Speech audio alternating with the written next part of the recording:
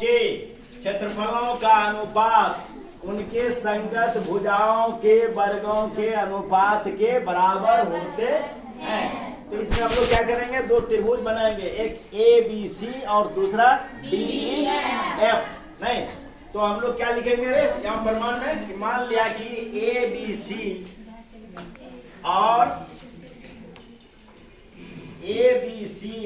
और D E F दो क्या है, समरूप त्रिभुज हैं। तो साबित करना है कि क्षेत्रफल त्रिभुज ए बी सी अब बटे क्या होगा, क्षेत्रफल बराबर क्या होगा, ए बी बटे डी का स्क्वायर बराबर बी सी बटे ई एफ का स्क्वायर बराबर ए सी बटे डी एफ का स्क्वायर। ठीक है, क्योंकि त्रिभुज क्या है हमारा, समरूप है।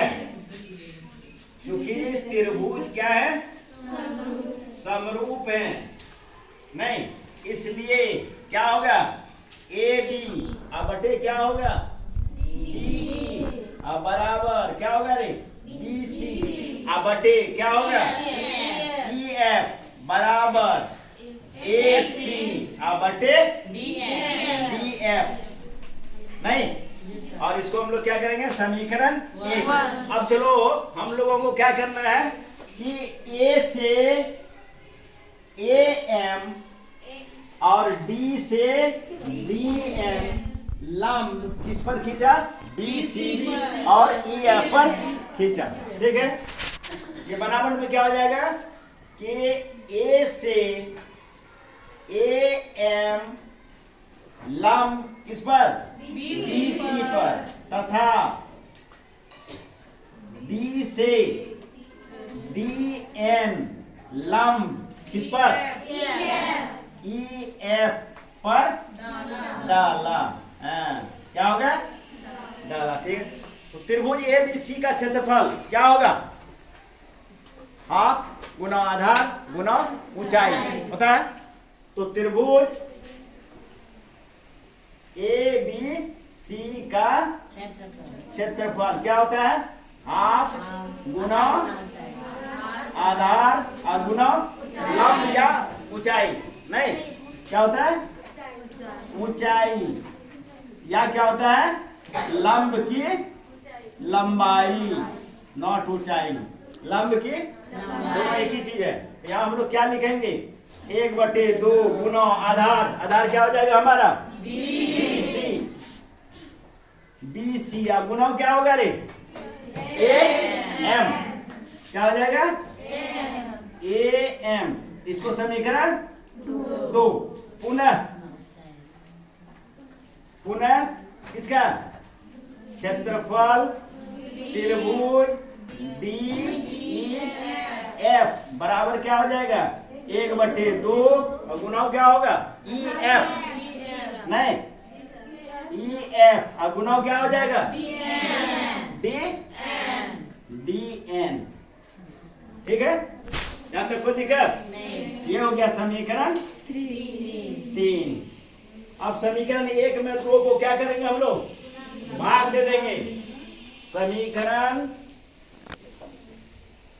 1 में 2 से क्या करने पर, भाग देने पर इधर क्या हो जाएगा, इधर हो जाएगा क्षेत्रफल त्रिभुज ए बी सी होगा। अब बटे क्या हो जाएगा, क्षेत्रफल त्रिभुज डी ई एफ बराबर इधर क्या होगा, 1/2 अब गुना क्या होगा, बी सी अब गुना क्या हो जाएगा, ए एम।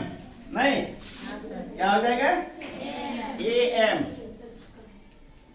अब बटे क्या होगा रे, 1/2 अब गुना क्या होगा, ई एफ अब गुना क्या होगा, डी एन। नहीं तो 1/2 और 1/2 क्या होगा, कट जाएगा। तो बराबर क्या बच गया, बी सी अब गुना ए एम अब बटे क्या होगा, ई एफ अब गुना डी एन। ये कितना समीकरण हो जाएगा, ये समीकरण हो जाएगा 4 खाली समीकरण देते जाओ और कुछ नहीं है। यहाँ तक ठीक है? कोई दिक्कत नहीं। अब देखो त्रिभुज इसको और इसको क्या कर दो, समरूप कर दो। बस इतना ही करना है, बस प्रूफ हो गया। त्रिभुज या सीधा लिख देना समरूप त्रिभुज। अब देखो इसमें क्या है, ये कितना डिग्री है 90, और चूंकि ये दोनों समरूप है इसका मतलब ये कोण किसके बराबर, इसके बराबर, और इसलिए ये रेस्ट कोण किसके बराबर हो जाएगा, इसके बराबर। तो सीधा लिख देना समरूप त्रिभुज ए बी एम और डी ई एम में शॉर्ट कर दो। तो समरूप त्रिभुज इसमें लिखेगी समरूप त्रिभुज किसमें, A B M, A B M, और किसमें त्रिभुज डी ई एम, ये भी समरूप है। तो इसकी संगत भुजा क्या होगी, समानुपाती होगी। इसका मतलब ए बी बटे क्या होगा, डी ई, अब बराबर इस पर आओ, ए एम बटे डी एम, इतना ही लेना है हम लोगों को, ठीक है। चूंकि यहाँ हम लोगों को क्या चाहिए, ए बी बटे डी, और ये चाहिए, ये हमको नहीं चाहिए, ए एम और डी एम नहीं चाहिए, चाहिए तो सिर्फ इसका निकालना है।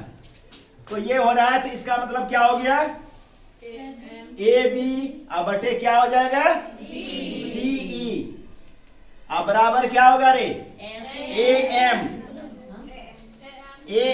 बटे क्या होगा, डी एन। अब देखो ए एम बटे डी एन का मान किस में रखने पर, समीकरण 4 में ए एम बटे डी एन रख सकते हैं।